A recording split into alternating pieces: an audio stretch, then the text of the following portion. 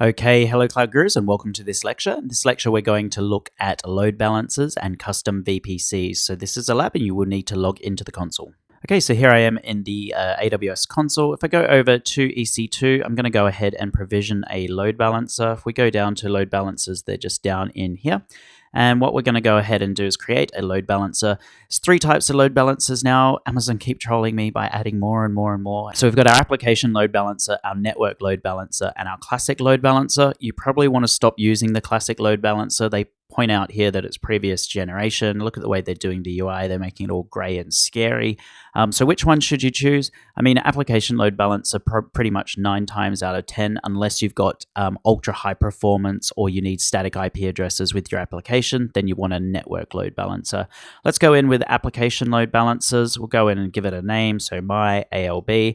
I'm not actually going to go ahead and provision this. I just want to show you how it works.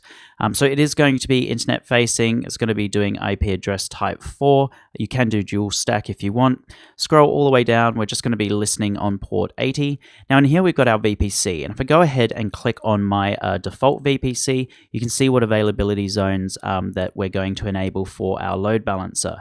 Now of course it says here you can specify only one subnet per availability zone. You must specify subnets from at least 2 availability zones to increase the availability of your load balancer.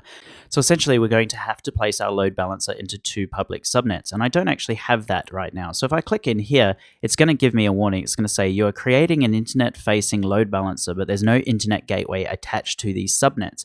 So it's saying don't put it into there because it won't work. If I go ahead and just push 1, I wonder if it's going to give me any kind of security thing. And here it says yes, at least 2 subnets must be specified.